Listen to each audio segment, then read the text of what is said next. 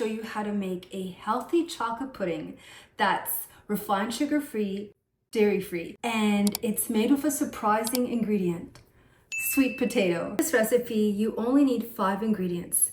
And the first one is obviously our sweet potatoes. So I have 2 cups of cooked sweet potato. Next, we're using dates as our natural sweetener.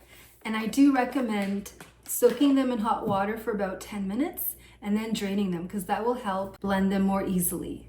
You can either use a food processor or a blender. And if you're using a blender, then you're gonna wanna add the ingredients in this order. We're gonna start with half a cup of almond milk or the milk of your choice. And then we're gonna add just a dash of vanilla extract.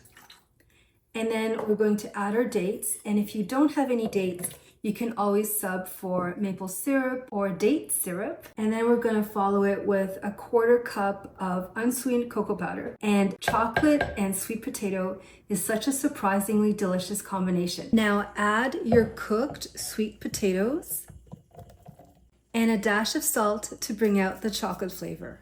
And you're gonna blend until smooth.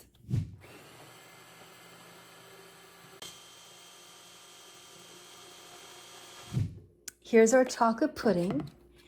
Oh, I can't wait to try it. Look at this. Oh my gosh, such a beautiful, creamy texture. If you find it a bit too thick, you can always add some almond milk.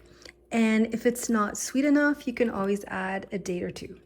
I'm now transferring this pudding to these bowls, and we're gonna put it in the fridge for about half an hour to an hour.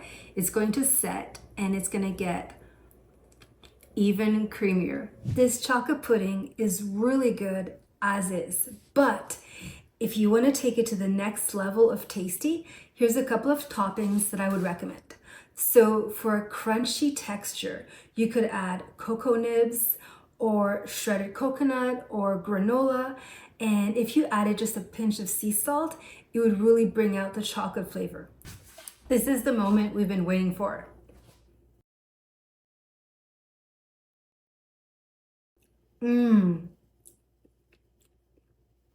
So it has the classic chocolate pudding texture, really silky and smooth and chocolatey. And honestly, you don't taste the sweet potatoes at all. It's really good. If you enjoyed this chocolate pudding recipe and you love chocolate mousse, you're gonna wanna watch my chocolate avocado mousse video next. I'll see you there.